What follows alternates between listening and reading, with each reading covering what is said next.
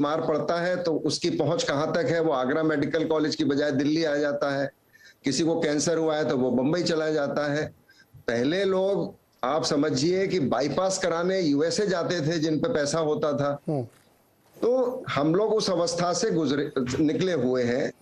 और आप देखिए कि 1978-79 में मैंने एमएस किया इलाहाबाद में, और उस समय कोई क्रिटिकल केयर का कंसेप्ट नहीं था, कोई आईसीयू नहीं होता था, एक पोस्ट ऑपरेटिव वार्ड होता था। वार्ड भी क्या, वो बेड था जिसमें हम लोग ड्यूटी करके और पेशेंट को पोस्ट ऑपरेटिवली देख लेते थे।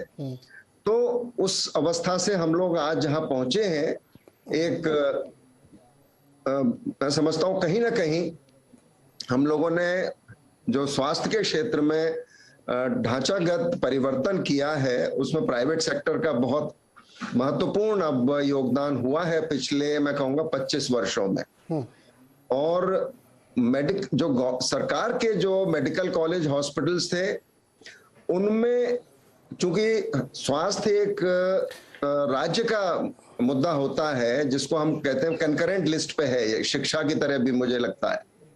मैं शिक्षा में भी सुन रहा था तो उससे भी मैं तुलना अभी करूंगा आपके इसमें कार्यक्रम में कि जो खामी अभी बेसिक एजुकेशन में दर्शाई जा रही थी कि लोगों को, बच्चों का ये आइडेंटिफाई करना कि वो किसमें वो अच्छा कर सकता है, उसमें उसको आगे बढ़ाना, तो वो मुद्दा एमबीबीएस करने के बाद भी है और आगे क्योंकि उसको अपनी चॉइस का सब्जेक्ट नहीं मिलता है। लेकिन मैं ये कहूंगा कि, और जैसे डॉक्टर नरेंद्र जी ने कहा कि हमने पिछले 2.5 साल में ये देखा किस तरह से हम एक चुनौती को एक अपॉर्चुनिटी में परिवर्तन कर सकते हैं।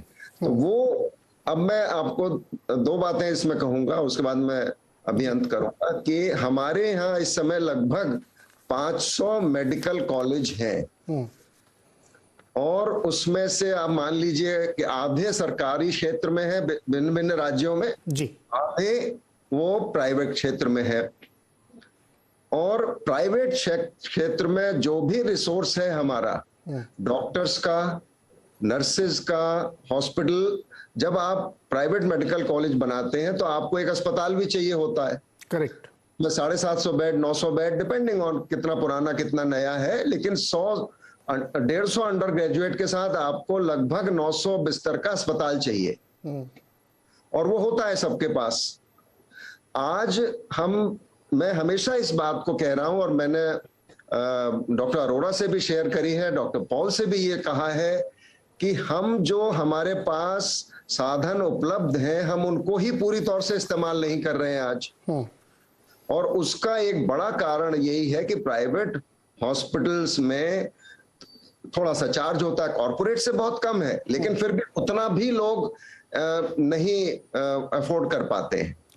उसके लिए अब आयुष्मान भारत है, दूसरे सरकार की जो व्यवस्थाएं हैं भिन्न भिन्न राज्यों की हैं, उससे मदद हो रही है, लेकिन अभी भी वो पर्याप्त नहीं है। तो एक तो जो हमारे पास रिसोर्स है, इंफ्रास्ट्रक्चर है, उसका पूर्ण रूप से उसका लाभ नहीं हम ले पा रहे हैं। और ये कोविड में हुआ। कोविड में आप देखिए हर प्राइवेट मेडिकल कॉलेज के हॉस्पिटल को लेवल 1 कोविड केयर सेंटर में परिवर्तित किया गया और राज्य सरकारों ने उन अस्पतालों में अपने पेशेंट्स को भेजा और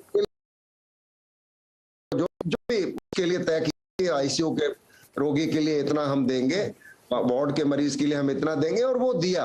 और इसीलिए कोविड का जो इतना अच्छा सुदृढ़ हो पाया नियंत्रण, चाहे उत्तर प्रदेश को ले लें, 25 करोड़ की जनसंख्या होने के बाद इतना अच्छा मैनेजमेंट वहां पे हुआ, वो इसीलिए हुआ। मैं तो उस समय शारदा यूनिवर्सिटी के हॉस्पिटल से जुड़ा हुआ था उस दौरान, तो मैंने खूब डॉक्टर मिश्रा, मैं इस बात से तो बिल्कुल, हमने शुरू में ही कहा कि हमने 562 मेडिकल कॉलेज हमारे देश में है इस समय, जिसमें और 23 एम्स भी हैं, जिसमें से ज़्यादातर अब ऑपरेशनल है, केवल 4 अंडर कंस्ट्रक्शन रह गए हैं। ऐसी दुनिया की कोई बीमारी नहीं जिसका इलाज भारत में ना हो और बहुत अच्छा वाला इलाज ना हो, इसमें कोई शक ही नहीं है।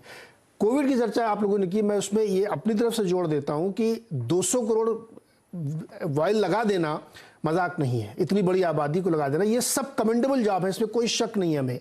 और उसमें उस समय बहुत मिसहैपनिंग भी हुई, ऑक्सीजन की कमी हुई, सारी बातें हैं और हमने बहुत अच्छे से मैनेज किया। इसके बावजूद सर मेरा मूल प्रश्न ये है जिसको हमें लगता है सोचना चाहिए, मैं जजमेंटल नहीं हूँ। एक हार्निया का ऑपरेशन एक जगह पे 8-10 हज़ार में हो जाता है और एक जगह 1.5 लाख का पैकेज मिलता है। ये बहुत बड़ा गैप है सर। और हमको ये, या किसी भी व्यक्ति को ये हक होना चाहिए कि वो एक अच्छे हॉस्पिटल में, हाइजीनिक हॉस्पिटल में ऑपरेशन करा सके। ये जो डिफरेंस, ये जो डिवाइड क्रिएट हो रहा है ना, ये बहुत बड़ा है सर, और ये ज्यादातर जगहों पे अब होता हुआ दिख रहा है। तो मैं ये जानने की आप लोगों से कोशिश भी करता हूं, मैं एक दुबे जी से कमेंट ले लूं कि हमें इसको कहीं ना कहीं एड्रेस करना पड़ेगा। और कोविड के दौरान में आपने सही कहा कि इंफ्रास्ट्रक्चर कमी नहीं थी, एक यूनिफाइड सिस्टम नहीं था। हमें कोविड के दौरान ये नहीं पता था देश में कि बगल वाले जिले में कितने बेड खाली हैं, क्योंकि हमने वो कभी सिस्टम क्रिएट ही नहीं किया। जरूरत ही नहीं पड़ी हमें कि एक यूनिफाइड सिस्टम, एक नेटवर्क क्रिएट किया चाहिए। दुबे जी, आपका एक्सपीरियंस कैसा है? देखिए, हमारे दोनों आदरणीय चिकित्सकों ने जो कहा है, मैं उससे सहमत होते हुए अपनी बात कह रहा हूं, मैं उनसे सहमत नहीं हूं। मैं जिस तरह शिक्षा की हम लोगों ने अभी थोड़ी देर पहले विश्लेषण किया था, मैं स्वास्थ्य के क्षेत्र का भी विश्लेषण उसी तर्ज में करना चाहूंगा कि इसकी भी दो कहानियां हैं। एक कहानियां मेडिकल कॉलेजों की, अखिल भारतीय आयुर्विज्ञान संस्थानों